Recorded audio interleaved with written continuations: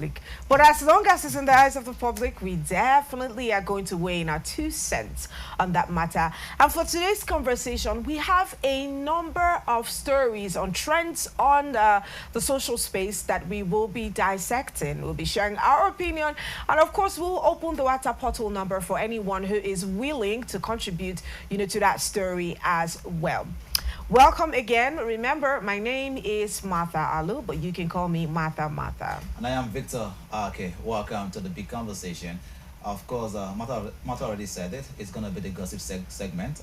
Just going to talk about the things that you already know, just to add a thing or two to those conversation. And you too can be part of that conversation. There's going to be a WhatsApp number on your screen. So just tell us what you think about the stories once we begin to talk about them.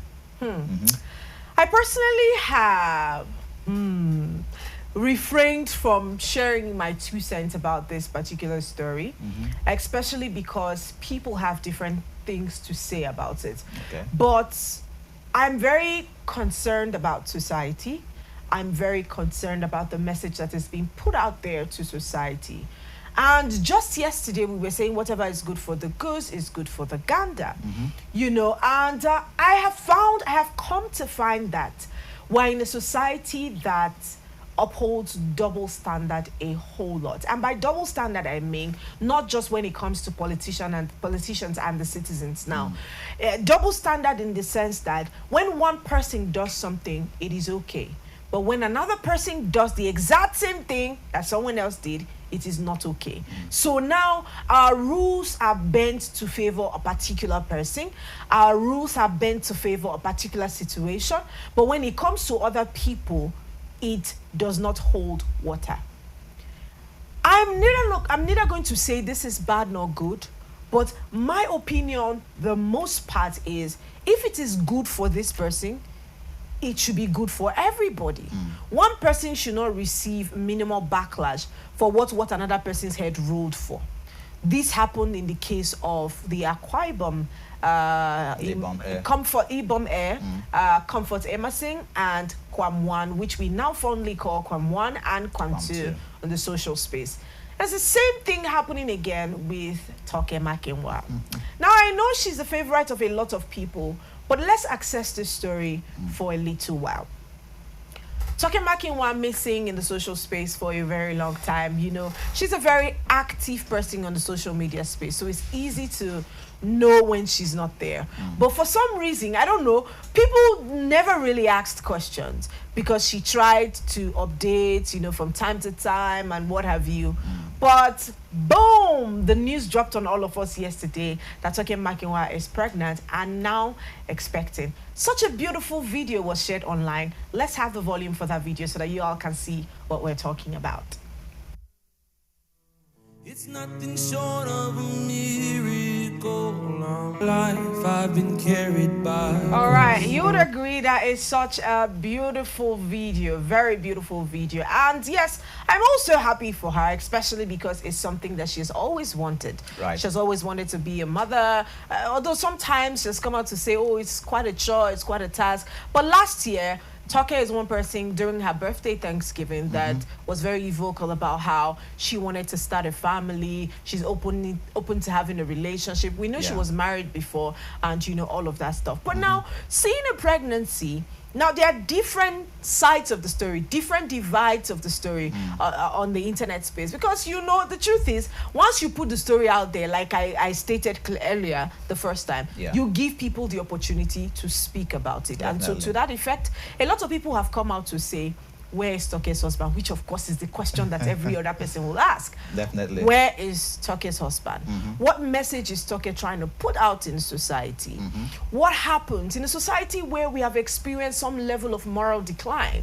What will happen in such a society when people such as Toke, who seem to be like a role model in the public space, now openly celebrate calling the name of God in her having a child, which is out of wedlock, according to speculations. Because again, if she could successfully hide this for 9 months, she probably would be hiding the husband as well, who might be the father to this child. Exactly. So yes, these are the different questions that have come up from this conversation on the social media space. And very valid questions, if you ask me. Valid they are. for it. But again, I think you balanced it. You know, whilst you asked the other questions, where is, where is her husband? You know, so if she could have hidden the pregnancy, there's a possibility that she also wanted, you know, her relationship with the father of the child to be private, right? Okay. But being someone who is public, someone who is a celebrity, let's put it that way, someone who is in the public space, it is only fair to your fans, you know, that you also get to reveal the face of the man who is going to be the father to your child. Because I think we talked about this story a little bit during the viral trend segment, where we read out her tweet, you know, on Instagram, and she was basically excited for the fact that she's pregnant, and that's why we saw that beautiful video, photos as well, you know, flooded on the internet, right? And of course, she was thankful, but she also made a comment. She has been looking forward to having a child, especially after she celebrated last year with her goddaughter, and she made that statement saying that she never thought that it was possible to love some other person as much as she could have loved her goddaughter, and perhaps that also led to her desire, her yearning. And this happened in 2024, and in 2025 she made a declaration, right? Some will call it prophetic declaration, you know, revealing her desire of wanting to have a baby. And right now we've seen her picture. She's pregnant. We're expecting her to give birth, you know. But the question of who the father to the child is, that definitely will come up, and it's her duty. She could decide to tell us, she could decide not to tell us. But the thing is, she has told us she's pregnant. Whatever thing we want to say, it's on our own onus to say it, whichever we want to say it. But she has told us she's pregnant. She's pregnant. That's not. So the point where I'm coming from, I don't care about whether or not she has the child has a father. I don't really care about that. That's her personal life, Definitely. right? But for the purpose of this conversation, like I highlighted earlier, a lot of questions have come up from the social space because now our opinions are dropped aside to dissect the opinions of what people have spoken about. And one of the things that have come up from that conversation is what message is being passed to the society. I know that we might want to sit and say, you shouldn't live your life for anybody. You shouldn't let people tell you what to do. You should not live your life based on the dictates of people. But yes, we have someone who has openly come out to some sort. If you go through the comment section, of course, we will read some of them out, and will be the basics for some of our conversations today. Seeing as she's a person that has propagated the faith online sometimes, though in a controversial way, because I mean, let's be real. She has propagated the faith in so many ways, in a controversial way. You know, she has talked about, you know, being a very strong Christian, a mountain of fire, being a da-da-da-da. And a lot of people think that this particular move from Toke Makinwa is misleading.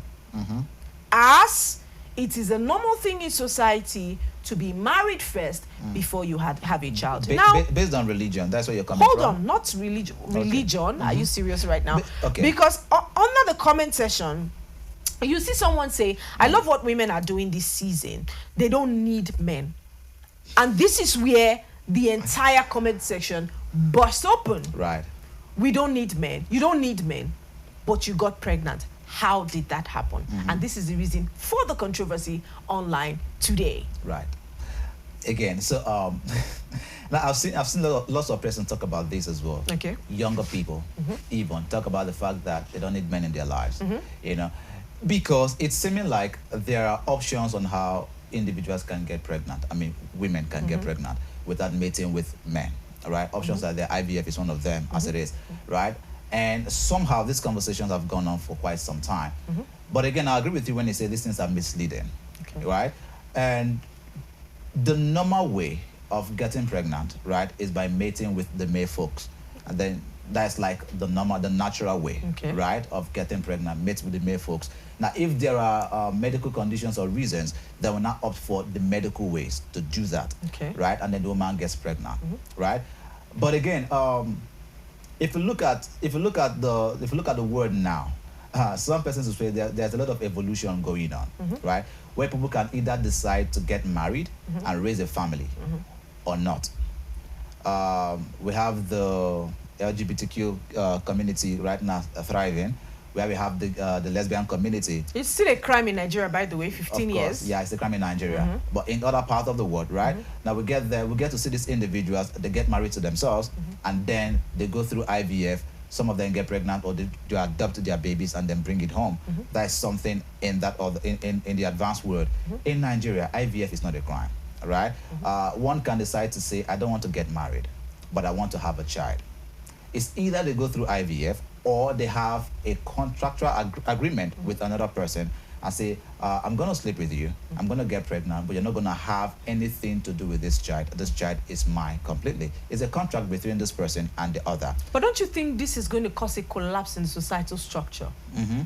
Well, it is already causing the collapse Because in we the will society. now see more women say, I don't need to get married to have a child.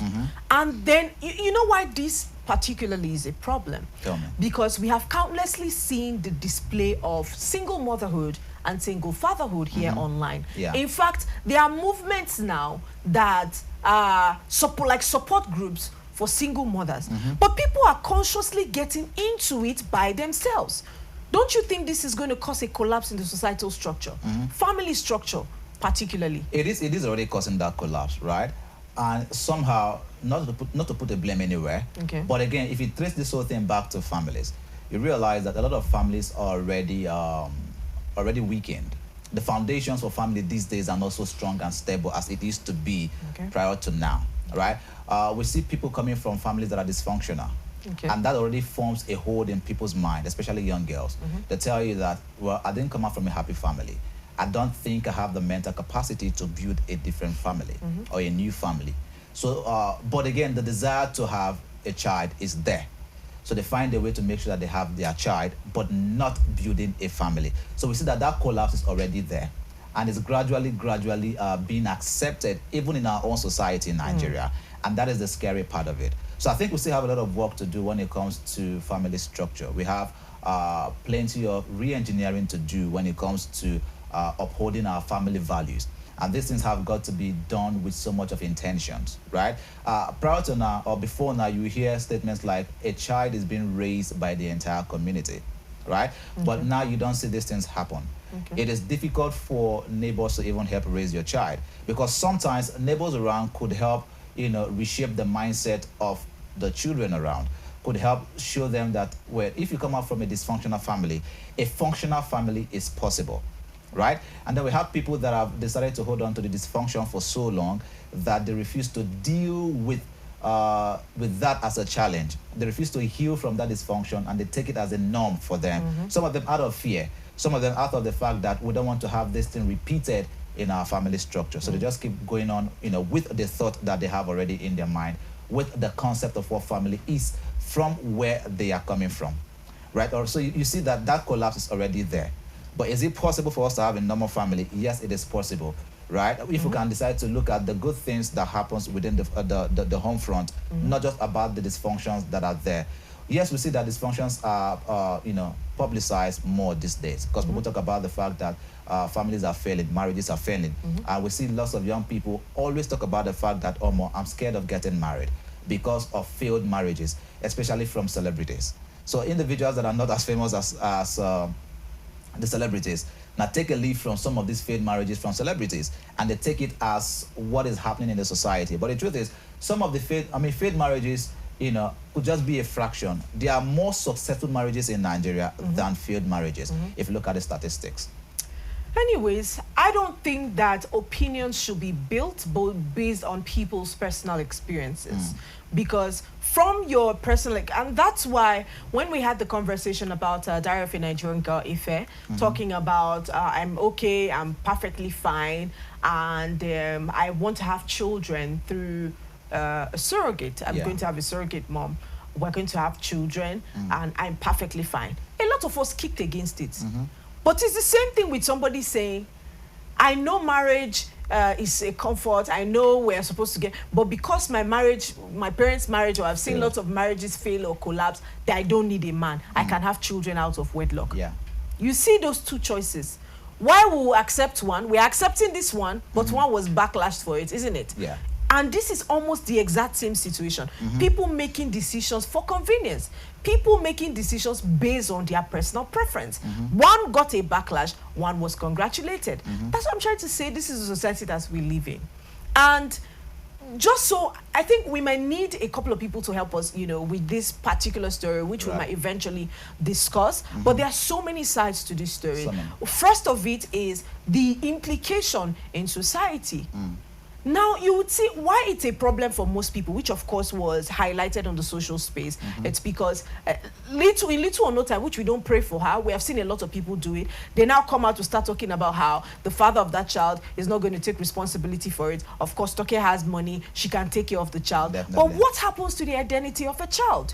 These decisions you are making are personal decisions. And if you ask me, they can come off as selfish decisions. Yes. Because this child comes off tomorrow and wants to have a relationship with the person, you probably do just like you said, there are other artificial means of getting a family, contractual means where you say, I need you to be a donor and let's have this child, but you would not have anything to do with the child. You would never be recognized or introduced as the father of the child.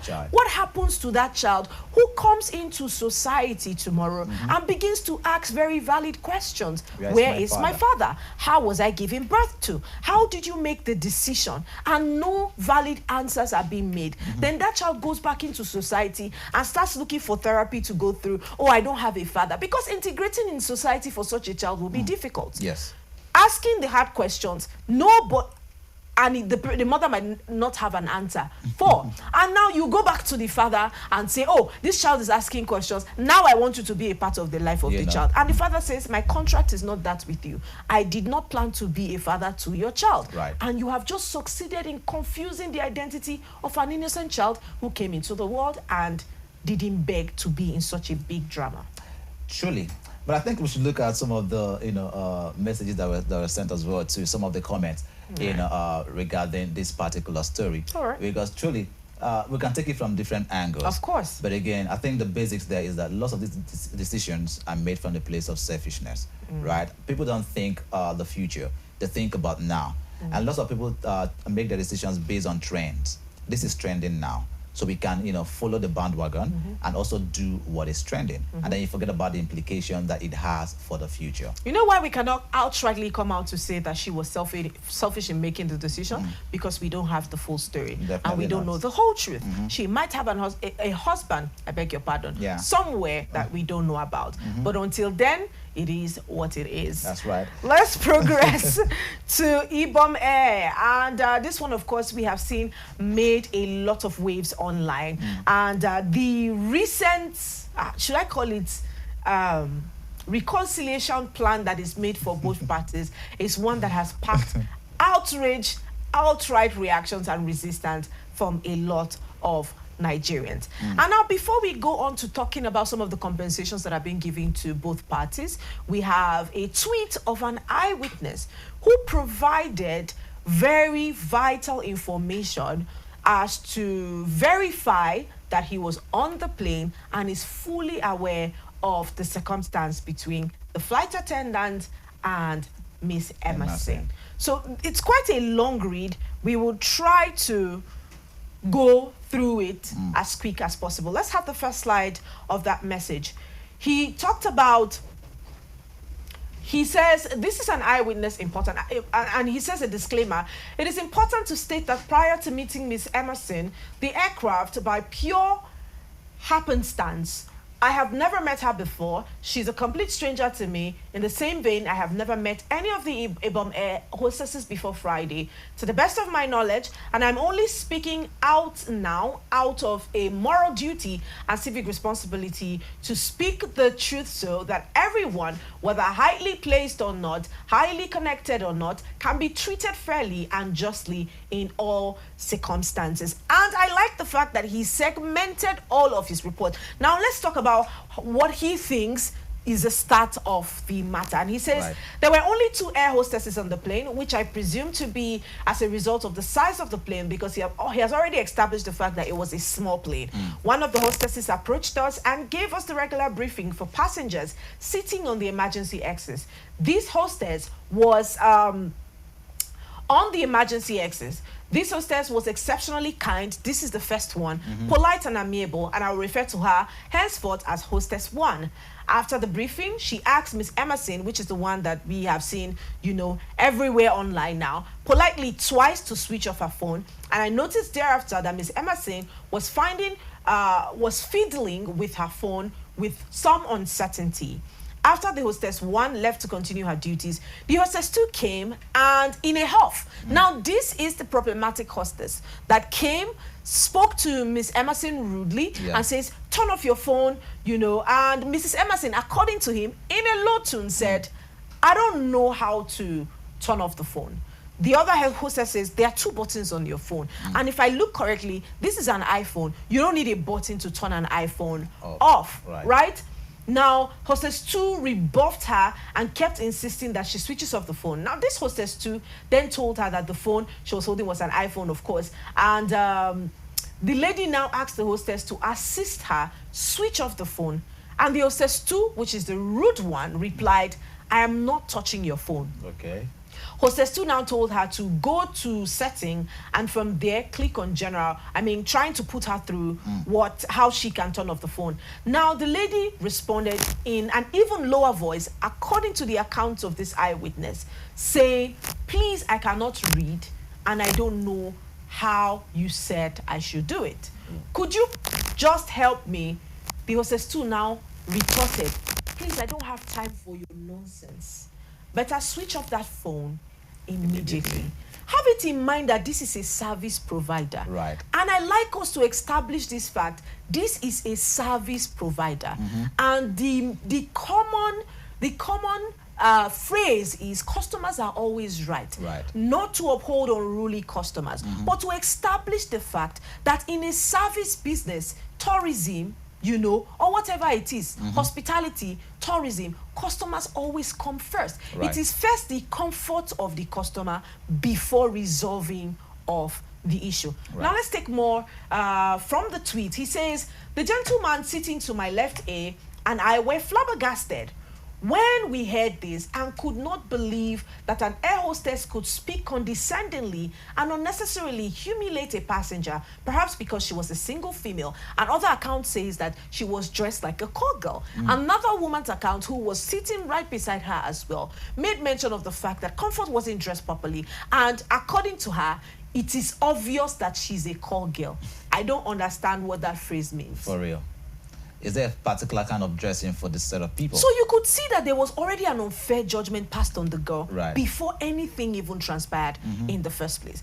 And truthfully, Victor, we all have experienced things like this in one way or another. Especially if you are a lady. I'm not discrediting the men now. I understand that as a man, I beg your pardon, erase that. As a man, if you put on dread or if you're wearing dread, you automatically are considered a criminal. True. If you are holding laptop, you don't go to work very often. You are at home, using your tab. They call you an internet fraudster, properly called Yahoo boy here in Nigeria. But as a lady, even if you are properly dressed, to be very honest with you, let's say you are properly dressed, you are a young lady, and you happen to be in a circle that is seemingly not in your social space, people automatically think that you sold your body to get there. And this is not a joke. You get to a restaurant, you go there with a man, sometimes it's even your business partner. The people, the waiters, waitresses in that particular restaurant, and people even sitting down to eat there that has no business with you, look at you in a condescending manner, thinking, oh, this girl is probably here for runs. This is one of our sugar daddies, or this is one of... We know the society. So when I see people trying to act like they don't know what situation played out with the Ibom Air, I feel very sorry for them. Because in distant time, they will also become victim of such harsh and unfair treatment and conclusions about your character or about your person. And unfortunately, Nigerians most times are judgmental. Extremely so. At first glance, Nigerians already have a picture of who you are or what you do, even without getting to know you as a person, right? Personally, I've had situations, as a guy. Myself and some of my friends were taking a walk in the city of Port Harcourt, right? And this guy was on dread. And that day, I would say it was unfortunate for us. We were holding a laptop. You know. Oh my God. So because we just came out from my gate, we were moving to his own house, just because we live within the same vicinity. And so we're moving from my house to his own place. And then a van of police officers just passed us. Immediately passed. They spotted my friend and myself holding a laptop with his dread and of course the earrings. Oh, You know the yeah, jerk. it's super. I'm telling you, they had to reverse. And then they got back to where we are. And then they started questioning us unnecessarily. The only thing that saved us that day was I was with my ID card. Because I was already in the space then. I brought out my card and I showed it to them. And after they looked at me, I said, what of your friend? I said, we are both the same, we are doing the same thing right here, you know. So what's your problem? That was how they now left us that very day. But imagine there was no ID card to identify myself. Yeah. What would have happened to us that day? And that is the story of a lot of young people. Absolutely. Picked up on the street and thrown into jail. Why? Because they are carrying dread, because they are wearing earrings. It's just a fashion sense. It's a fashion style. And I think it's really important that we take away judgment from all of this. Yeah. If you go back to some of the tweets, the earlier tweets that you've read, the lady was trying to speak to the air hostess. I don't know how to do this thing. Simple thing. If this person was trained, right, is you take the phone from the person politely in front of her, switch it off and say, this is how you do it. Or you just switch it off and then pass her phone back to her. And then everybody is happy. fine. Everyone goes their way. Once they land, she's going to find a way to put on her phone. Or you could as well help her put on her phone back because you've helped her to put it off. It was an easy something to do there from this particular tweet. But of course, what did we get? An untrained hostess doing something that an untrained person would do. All right, let's take the full story on that tweet. Let's get the account of the man rolled out, and then we can move on to the next trend that we will be talking about today. Because of course, the guy said, this of course will anger anybody. Yes. When you are judged wrongly. And this is not, even if you are dressed properly, you don't even need to be dressed scantily for you to be addressed like that. That's the honest truth. Now, Emerson, the hostess too, Emerson then started asking hostess 2 if there was anything wrong with being unable to read and why she had to humiliate her like that to the whole public. Hostess 2 now told Miss Emerson to keep quiet or else she will deal with her, your passenger, your customer. Now at this point, Miss Emerson started cursing and told her she could do nothing to her. Hostess 2 then said, okay, you would see. She then left a puff and proceeded to the cockpit and never came back. And then we see that because there was a back and forth. Yeah, back and forth, provocation and all of you. The passengers weren't even aware of what happened. And trust me when I say that, the passengers also have made conclusions and judged the character of the girl because of how she's dressed. They all started yelling and, you know, supporting the air hostess, saying, turn off your phone, even when they didn't even know the full story. So this guy who is currently giving his account stood up and explained to them what had happened, and then everyone calmed down. But Miss Emerson at this point was already agitated because she was humiliated and she was disrespected, and so she kept narrating the story, she kept cursing out, and she kept talking throughout the flight time. Now, according to the person who shared this account, he said he had to wait back to ensure that nothing had happened because she was obviously agitated.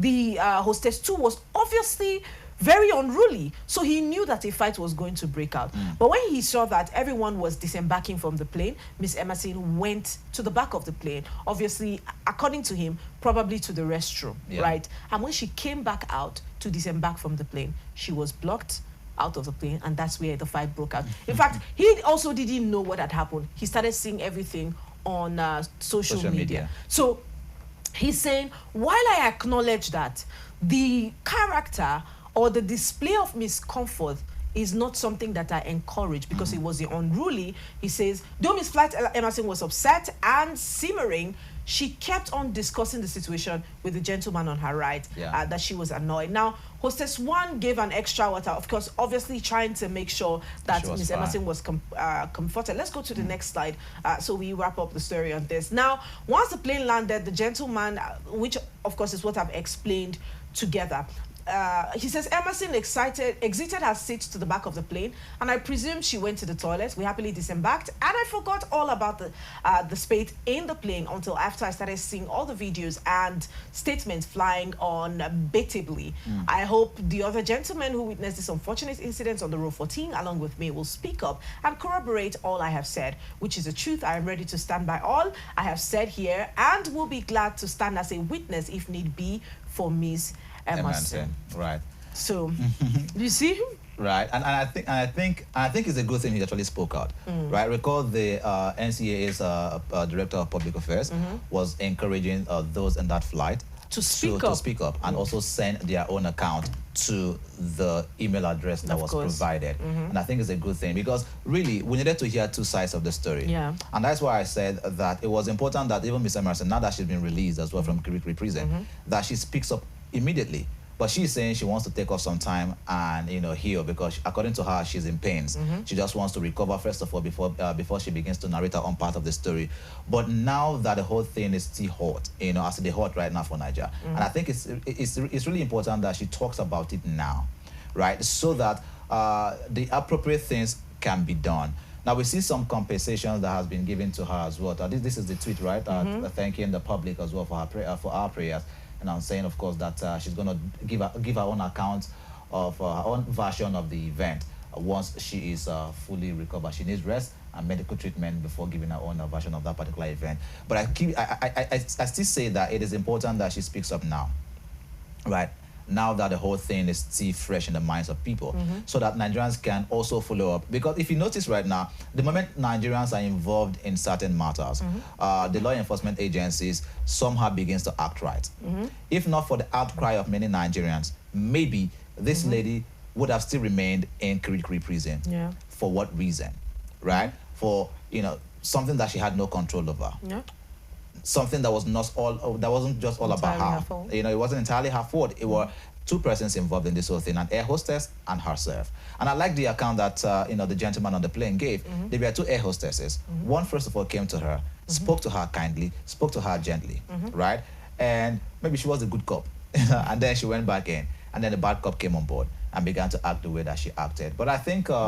But looking at all the compensation as well that has been given to Miss Emerson too, one might also want to say, are these things the necessary things to do right now for her, or should we look at the way that these things do not get to repeat themselves?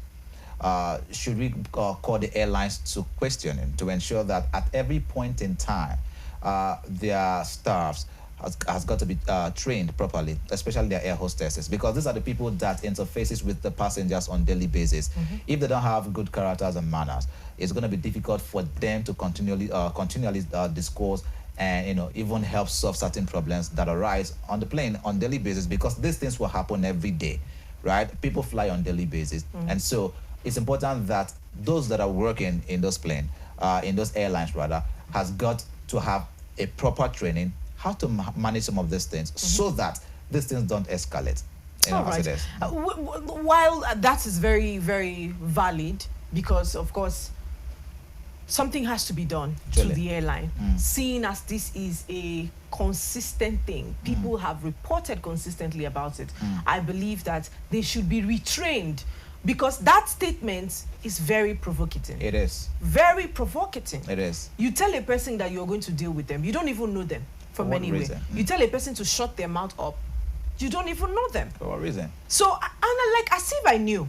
I said yesterday that there's no way someone can move mad without being provoked. Definitely, there are reasons to it. There's no justification for what she did, but there's no way a person can move mad like that without being provoked. Truly. So it's humiliating. It's humiliating. And I'm sure that we must have experienced, some of us must have experienced what I'm talking about, being completely judged without a fair hearing or a fair trial. And the same thing that the air hostess did to her is the same thing NCAA did to her. Without properly hearing her side of the story, she was penalized. Yeah. Without knowing her person, she was already judged and was treated like trash. Right. You see? So you see, it happens there, it happens in the larger society, it happens everywhere. It does. But it's important that society knows that justice should be served, and it's important that you don't judge a person without actually knowing them first. Truly. So the compensation, like you said, the senior special assistant on media to Delta State Governor offers Ms. Comfort 50,000 naira 500,000 monthly naira. salary and an all expense paid trip to Delta State and others. Let's see, to Delta State, all expense including flight ticket, accommodation in a 5-star hotel and talkers will be fully covered. Onto what? Onto what? Nah, If you go to the comment section, Check someone that figure say again, please. Check the figure again. Is it 50? It's 500,000. 500,000. Yeah, you mentioned 50. 500,000 monthly. Right. That's what I said. 500,000 naira monthly because 50,000 K. 500,000. If it's 50,000, nobody will complain about You it. know. 500,000 naira monthly, and a 5-star hotel. Now my question is, what does this solve? How is this going to solve the problem there? How? Someone say best gratuity student for Abraka 2025. And I don't give a job. No. What is this solving? We could solve problems amicably without throwing things here and there. Yeah, without throwing money, Kwamwan also is now an ambassador for whatever, I don't know. And when the backlash came, Festus KMO came and said that it's a common practice all over the world that a repentant offender is made to preach publicly. A repentant offender. Okay. To preach publicly. The truth is, as the offender come out to apologize to you, to say, I am an offender, I apologize for my behavior. Absolutely not. In the case of Kwamwan, he hasn't even acknowledged that he committed a crime in the first place. And you are even enabling him by giving him an endorsement. It is well. Until we learn to solve problems accordingly, we will still have these kinds of problems come up again. Don't worry. Another person will come up now and disrespect the airline, and then they have this altercation, and then another state will give them 500,000 naira monthly. Only God knows for how long the 500,000 naira monthly is going to last. Maybe all her life, I don't know. But that I'm happy for her, to be honest. Well, I was looking at, by the time she sues, or when she eventually sues, right, the compensation should have come in from her victory from court, right? The court decides, what the airline should pay her. So seeing the state government, I don't know if she's from Delta State anyways, right? But seeing Delta State government rushing to saying to her, we're going to pay you 500K, right? And then there's a job that we're also going to provide for you that will enable us to pay you that money every month. Now, record the account. They're not giving her a job. Now, if you look through the other story, the entire link, you're going to see that detail there. Right. My point exactly is that, again, now, according to the account of the gentleman, Ms. Emerson cannot read, right? Which means that to an extent, she's uneducated, right? So giving her a job or trying to pay her 500,000 naira every month, will that solve any problem? Is Delta State complicit of this particular crime? The answer is no. If they give her a job, I don't have a problem with it. Right. They're not giving her a job. They say they will pay her 500,000 naira monthly. If you give her a job, it's even more reasonable. Right. At least you're getting to do something. And then we're paying you for that. We're paying you for that. It's now left to you to decide whether you want the job or not. But paying her 500,000 just like that, for what exactly? That's the question we're asking. But of course, lots of conversation for us to have here this morning. And we still have a few more trends that we're going to discuss with you. But I think we just need to catch our breath, sip some words out, and then come back and then discuss more of these trends with you. Don't touch the dial.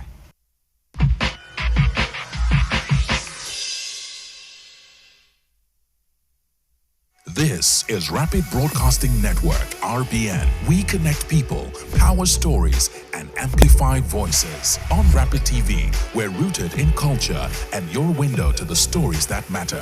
From news to lifestyle, we inform, entertain, and uplift. Join Rapid TV on Star Times Channel 176, Nigecomsat. On Rapid FM, we speak your language from the soulful airwaves of Umuahia to the vibrant culture of Port Harcourt and beyond. More than broadcasters, we're creators, amplifying that voice within with powerful content across TV, radio, and digital. Join us at rbnradiotv.com and all our social media handles. One network, one voice. Rapid Broadcasting Network, RBN, the sound of your city. Rooted in truth, driven by impact. Are you missing out on interviews, music, entertainment, thought-provoking discussions, and more? Don't sweat it, man. We've got you covered. No matter where you are, be part of the action 24/7, online and live. Caesar Radio. On Facebook, it's Rapid FM Umahia. On Instagram, it's Official Rapid FM. And on X, it is Rapid FM 965. Tune in to Rapid 96.5 FM or listen to us live on our website at www.rapidfm965.com or radiogarden.com. Better yet, get our mobile app from the Google Play Store. Catch the pulse of the Southeast on Rapid 96.5 FM, the sound of your city. Hey, Oyanam, all Caesar Radio. My name is Akio Sakido. Hey guys, this is Anto Lecky. My name is Leo Bliss. My name is Akava. Go by the name Baba D. And you're tuned into Rapid TV. And I love Rapid TV. Shout out. Rapid TV. Thank you, Rapid TV. Please keep watching Rapid TV. This is Rapid TV. Rapid TV. Keep watching. Keep it well down. Leave it like that.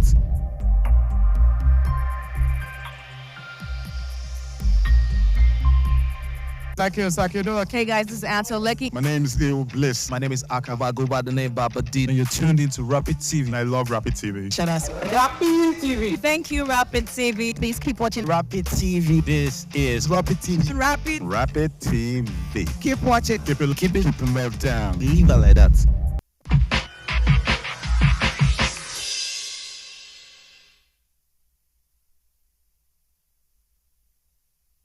Still Rapid Dawn right here on Rapid TV. And if you're just joining us, we have been swiping through some of the biggest trends on the social space here in Nigeria and probably outside Nigeria. Definitely. And we started off with Toke Makinwa. Congratulations to her. She's got a baby. And we moved on to Ibom Air. Apologies, of course. That offer came with a job. 500,000 naira, a job offer. That's a mix-up. Apologies. And aside that, we're moving right on to the next trend. Right. Let's talk about the Federal Executive Council approving a 7-year ban on new federal universities, polytechnics, colleges of education. Well, according to that story, the Federal Executive Council, chaired by President Bola Ahmed Tinubu, has approved a 7-year moratorium on the creation of new federal tertiary institutions across Nigeria. Well, the restriction, which applies to universities, polytechnics, and colleges of education, is aimed at tackling the proliferation of institutions and its impact on quality. Minister of Education Tunji Alausa said the government's focus is no longer on expanding access to federal tertiary education, but on improving existing infrastructure and addressing manpower shortages. Right, because this situation has been, this challenge of quality education has been there for quite some time, right? We have lots of universities in Nigeria, both private, both public-owned universities. And the quality of education that comes out from these universities, polytechnics, and colleges of education has been low, debatably anyways. Lots of students will tell you how they get onto school, especially polytechnics, which is supposed to be practical field, right? And throughout their years in school, there is no practical, right? You get to just learn everything based on theory. And I think that's the reason for this particular ban as well by the federal government, Federal Executive Council. It has to be a 7-year ban. So they need to also follow through what you're offering as a school, so that the moment you're there functioning, they know that students are in good hands, not just there. Not just the school creating that particular avenue for revenue generation for them, which is what most of these schools are doing right now. They create a university, they create polytechnics, they create colleges of education. The sole aim is profit making, not to solidly educate the people or the students as it is. And that's that for that particular conversation. But if you also look at it, the Minister of Education said the government's focus is no longer on expanding access to federal tertiary education, but on improving existing infrastructure and addressing manpower shortages. Look at it as well. Most of the universities, they lack lecturers. There's a brain drain in that system, in that sector as well. We have lecturers leaving Nigeria. The school I went to, at a point, some of our lecturers began to leave the country, Nigeria. And whilst we kept tab with them, we found out that they left Nigeria, left the teaching job, and when they leave the country, they are out there thriving. Some of them are not doing something menial. But the idea is they no longer see value in the education system of Nigeria, especially because they are also underpaid. They are mostly undervalued. Old. Not all. They're Most all of- not all. We have Federal some young universities and lecturers. polytechnics. Yeah, when we talk about government owned, federal. Yeah, yes, that's are what all- they're talking about. They're not exactly. even talking about private. They're Yes. talking about state, And, federal federal. universities, and polytechnics. Truly, they are old. Do you know how many? My school was on strike for 6 whole months, and these people were owed for over 2 years. Yeah. And then at the time in my institution, they brought a treaty and signed and said, I can't remember exactly what it was, but they asked them to sign. And the lecturers who refused to sign were sacked out of the system. Yes, it happened. In a lot of institutions here in Nigeria, it happened. Aside from the fact that they go out to look for better opportunities, they are not even properly compensated. And Yeah. some of them are not compensated at all. At all. And, I really commend the president and the Minister of Education for this new development, because we must maximize what we already have Of course. before we look at building up newer structures, which is the same thing that has been my stance, especially when it talks about creating new states and the new constitution came about. If you want to create a new constitution, how far have you maximized the ones that you already have? If you want to create new states, what revenue have you generated? What have you done with the tools that you already have? Right? Too much is given, much is expected. Right. At least that's a very common, phrase we all hear. If you need something new, you must have maximized what you already have to a certain capacity Truly. before you can make certain demand. And you see, when there were talks again from the former Minister of Education talking about we need new colleges of a tertiary or technical college, Yeah. Nigeria needs to build tech. We highlighted technical colleges we have in Nigeria. Go and check their laboratories. Empty. Go and check the workshops. Empty. Totally empty. It's just like, I started this thing, it's not working. Let me leave it and go and create another one. The same thing. The same a thing. prototype of what you already have, when you could have just easily fixed what you had in your hands. So you see, if this is a call to all other institutions, maximize what you have, build what you already have, right? When you are building what you already have, if you have built it up to capacity and you see, okay, the school has become too small for the number of people that want to get into school. So you expand. Yes, of course, with the initiation of the initiation of NELFON, which now makes sure that a lot of students who are out of school get back into school. So you might see an increase in the number of people that are willing to be educated now that there's a fund reserved for that cause, right? So the schools might no longer be enough to carry the number of students that they want. Right. Then that's a very valid point to create newer institutions. If you look at the statistics, he said that Nigeria has 72 federal, 108 state, and 159 private universities, alongside hundreds of polytechnics and colleges. Yet many operate far below capacity. According to them, between 2024 and 2026, 199 universities had fewer than 99 applicants. Then 34 had none, while similar patterns emerge in 295 polytechnics and 219 colleges of education. A whole lot of statistics there you'd see. They are not they are not used up to capacity, but you want to open newer ones. Why? And that's the question that they need to answer. So there's a word they use mostly, rehabilitation, right? When we talked about the refineries, they had to spend lots of money to ensure that it was rehabilitated, Absolutely. right? Now, when it comes to education, they also need to take their time, get down to the schools, get down to universities, get down to the colleges of education, get down to the polytechnics. What is not working? What don't you have? How can we fix all of these things? I think it is far cheaper to bring in more resources than to build from the scratch.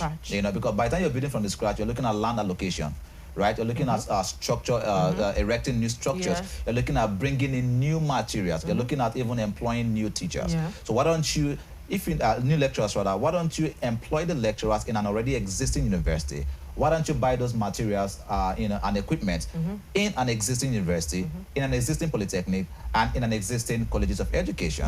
That way, we know that you have the people at heart. You know that you're paying attention to what we have already. Absolutely. Now, there's this popular phrase I like to use a lot, pay attention to what is yours. And sometimes we do not really pay attention to the things that are already available to us. We want to find a way to just, I think they're looking out for ways to siphon. majorly, right? And that's the reason why most times they tend to create new stuff, newer agencies, than making the available agencies work. And that's a big time challenge as well that we face in this part of the world. Absolutely. Alausa said, in fact, in an institution, they had 800 students and 1,200 member staff. So who are they teaching? Imagine having 1,200 members of staff and you have 800 students. Why exactly? So you're overstaffed. You are overstaffed and inefficient at the same time. That's so the like you problem. said, they need to do efficiency studies, carry out the statistics of the universities that are actually working. Simple. If you ask me, the ones that are not functional, merge them. If you can't merge them, close some down. Because you remember the incidents with those students that didn't get accreditation from a school. Yeah. They had spent how many years in school, only for the school to ask them to go look for admission in other places because they didn't get accreditation. If these schools are clearly followed up or efficiently followed up like this, situations like this might not come up, and people they would have not found themselves in situations like that. Surely. So the truth is, let us maximize what we already have before we start to ask for newer, schools and institutions and what have you. I believe that we have enough that can educate enough people if only we get it right and have a more efficient system. And I think this brings us to the end of the 9 o'clock hour. That's right. Where we have been talking about viral Certain trends here in Nigeria and giving our 2 cents on what we think about the entire situation, where we draw lessons or learnings from what others have got to say on the social space. And of course, this is where we draw the curtain for today's edition of the Rapid Done. And don't forget, you can always follow us on all our social media handles across all platforms at Rapid TV. And of course, on YouTube, it is at Official Rapid Television. There's always a replay on YouTube every single day. So if you missed out on the program and you want to rewatch, head down to our YouTube platform and make sure that you're watching our videos. And please do well to follow, subscribe, and always comment on those videos. And as well, you can follow us through our website, which is at www.arabianradiotv.com. Every day we're there for you, and you don't need to have, you don't need to get seated at just a place. You can always watch us on the go. But please do not drive and watch. Just make sure you're properly parked or you're seated in your office and following through the conversation. My name is Victor Ake. My name is Martha Alu. See you tomorrow. See you tomorrow.